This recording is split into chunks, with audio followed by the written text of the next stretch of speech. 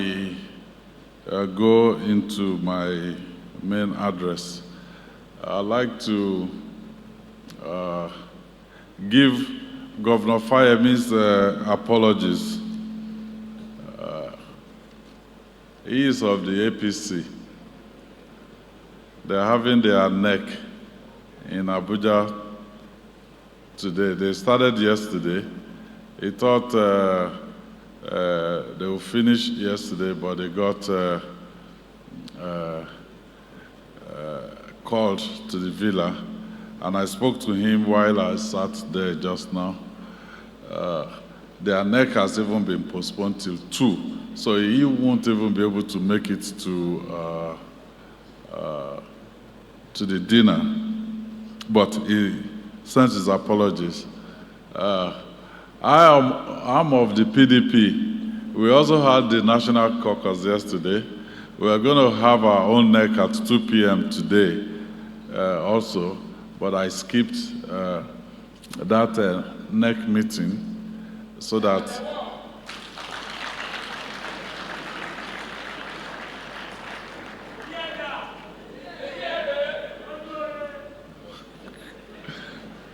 as a matter of fact, we finished the National Caucus meeting around midnight, and with my other meetings, I finished around 3 a.m. and we were on the 7 a.m. flight from Abuja to Lagos, and from Lagos to be here.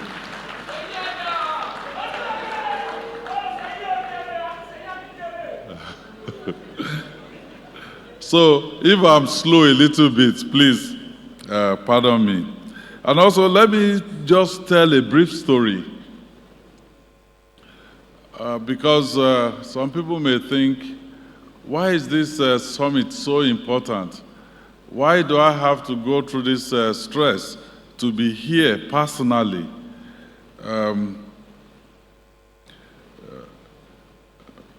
My father used to tell me, hey, look, tó bá ń sáré tẹ̀lé nìkan, tẹ́ni ẹ bá ti bend corner, ìwọ náà sáré kó bend corner yẹn, so that wàá máa rí. Tó bá bend corner, tí wọ́n ṣì ń slow, ó lè bend corner bíi mẹ́ta mẹ́rin, and that will be the end. In 1959, October, Western Nigeria actually started the first TV station on this continent. It's not too far from where we are right now, maybe 4 kilometers, 5. And at that particular time, we had regional government all over Nigeria. Western Nigeria started. By 1962, I believe they started the one in Kaduna. The northern Nigeria started their own. 1964, the eastern Nigeria started their own. And then the Midwest, maybe around 68. But the last to start in Nigeria, a TV station, was Benue Plateau. Benue Plateau started there as in 1974. All of this was happening within this country. South Africa, that were paying DSTV to today, they started their own TV station in 1976. So almost everywhere in Nigeria already started their own TV station before South Africa. But today, not only did they overtake Nigeria, they've turned several corners. So I don't mind, we may be a late starter in this investment in tourism. But I believe that àwọn tí à ń lé láré, à bá wọn, à fi wọ́n lẹ̀, and then à turn corner níwájú wọn.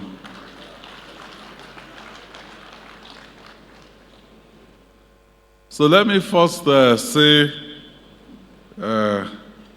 welcome home. Because for those of you visiting, and for those that have believed in our story from the start, this is your home too. Our gathering today is not just to celebrate culture or create Instagram moments or a fẹ́ ṣe skit wọ́n ṣe sọ́kọ́ wọ́n ṣe ní National Assembly ní Abuja. We're here because we believe that heritage has value, that tourism is a serious business, and that Oyo State must no longer be left behind.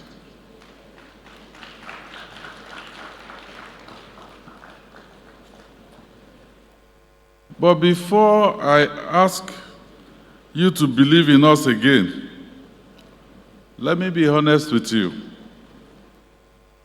Many of you were here last year when I stood on this same stage and proudly announced that Agodi Gardens had secured an investor.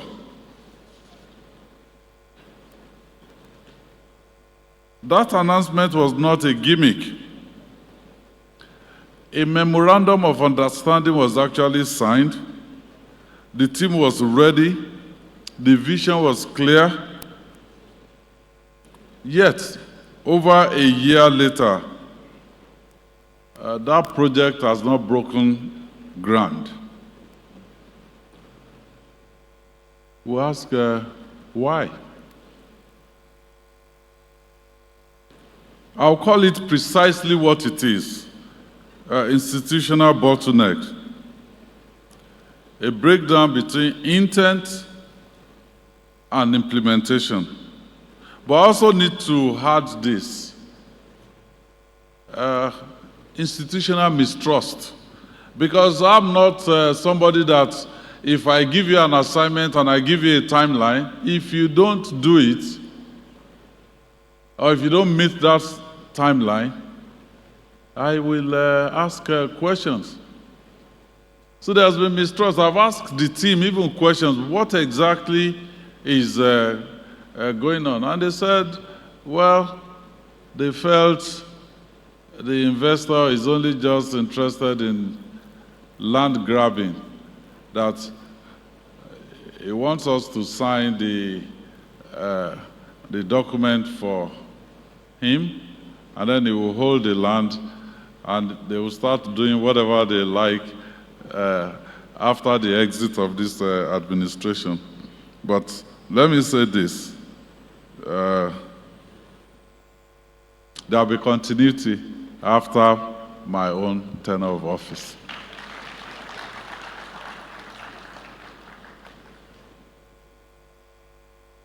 So, whether institutional bottleneck or mistrust, they are not issues that cannot be resolved.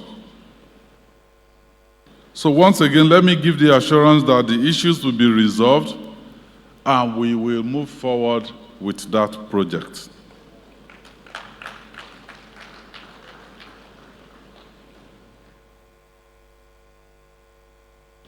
We recognize that tourism today is not about passive sightseeing.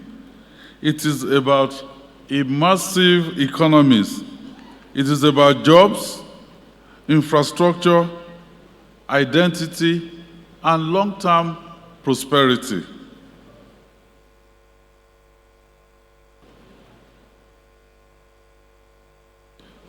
So that is why today, right here, I am announcing a major shift.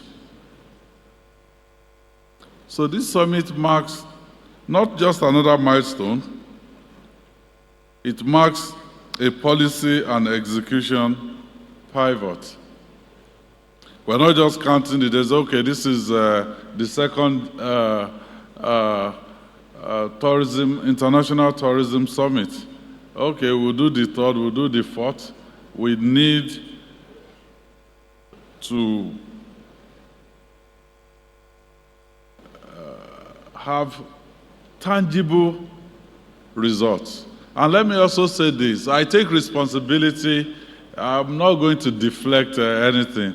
I'm not going to tell you, okay, hold your local government chairman accountable. No, I will say, hold me accountable if things are not going right. So we call it the Tourism Reset Agenda, a new blueprint for how we partner, deliver, and communicate in Oyo State. It is based on 5 executive-level commitments, each designed to clear the path for tourism investment to thrive. Commitment number 1. I'll take direct executive oversight of the tourism sector. At the 2025 Mid-Year Executive Council Review, I moved the Ministry of Culture and Tourism under my direct supervision. Where's Dr. Wasiu Olatubosun? Okay, so if anything is going wrong in that sector, hold him responsible. Okay, hold 2 of us responsible. Hold me and him responsible.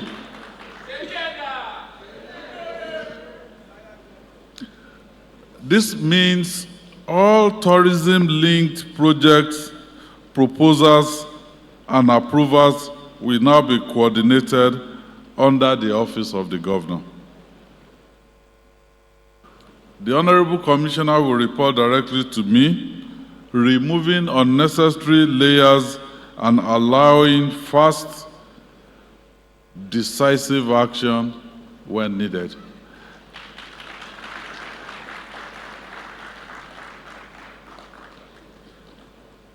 Commitment number 2. Tourism Investor Liaison Unit. We know that navigating government desks can feel like a roller coaster ride. For tourism in Oyo State, that ends now.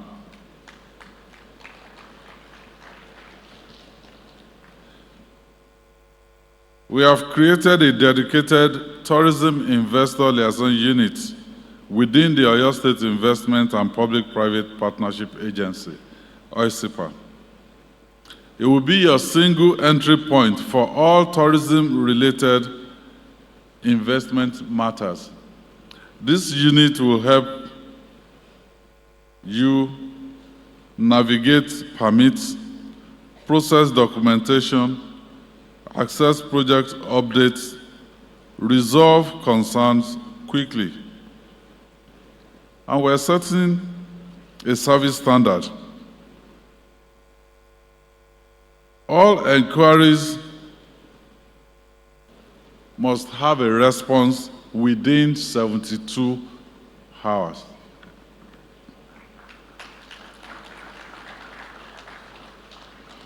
So if you experience delays beyond that, you may escalate directly to my communication team through the state's official feedback platform.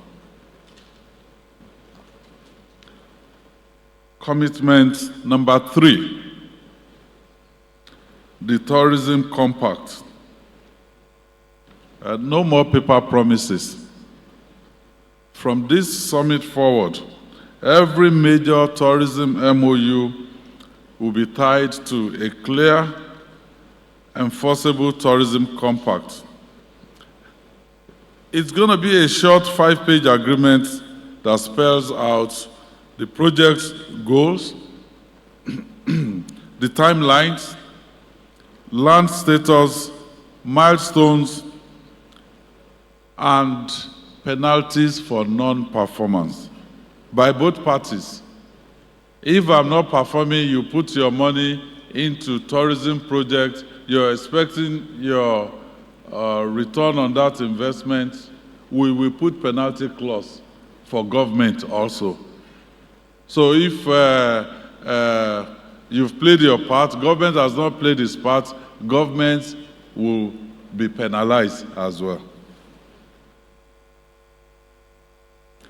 Commitment number 4, transparent communications. We cannot fix what we do not track, and we cannot build trust in silence. What a friend of mine used to say is, I wouldn't like obìnrin nígbà yẹn ni omi mà bó ṣe like obìnrin sí o.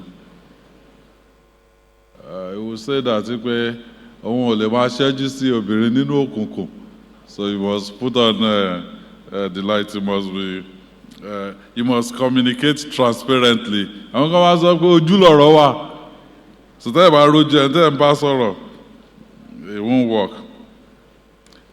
So that is why we're committing to transparent communication on all tourism-linked investment.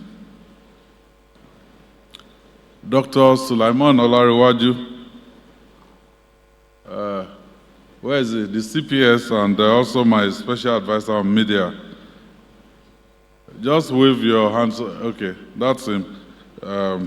He will coordinate this to ensure timely, accurate, and proactive updates.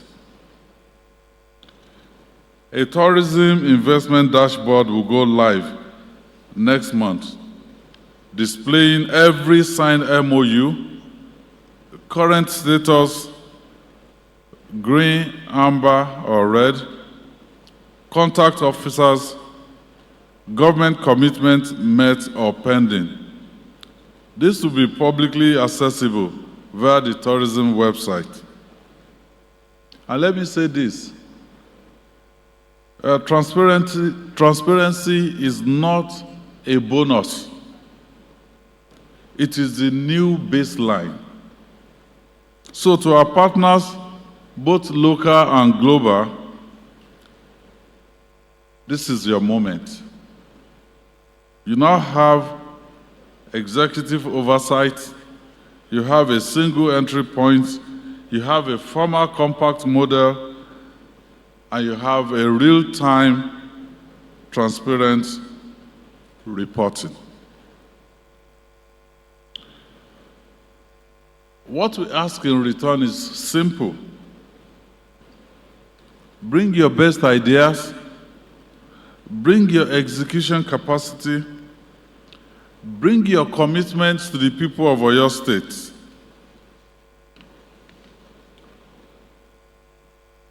We are not promising perfection. We are committing to performance. And we're choosing transparency over theatrics. And we've done quite a bit, quite frankly, in developing and executing infrastructural projects. So some of these things are being linked together. The air side of the airport should be ready for us to start flying from Alakia again, Samuel Ladoke Akintola Airport, by end of September, mid-October.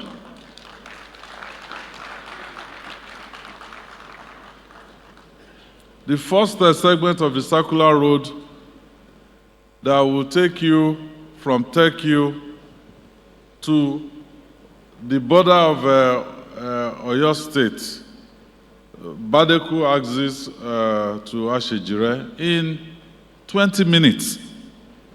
That's how short it will take. So all of those are coming together. And the rule of law also. Yeah, some people may say, why rule of law?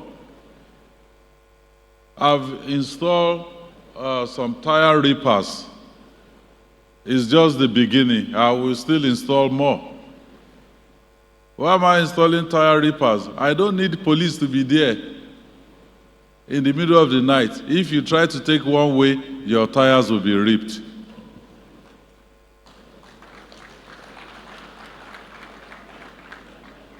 Because we're asking for people to come from all over the world. They are not used to seeing people driving against traffic. Some people may even have heart attack because they expect vehicles and drivers to be sane. If we want to overtake people that are a bit ahead of us in terms of tourist destinations on this continent, Nigeria is a non-starter, but we dare to be different in Oyo State.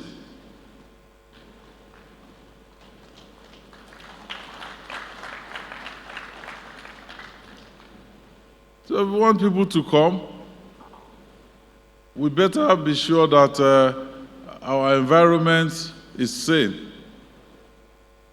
There's law and there's order. So hold us accountable. We've been performing and we will continue to perform. So if you have been watching from the sidelines, this is your call. Let us build legacy together. Thank you and God bless you.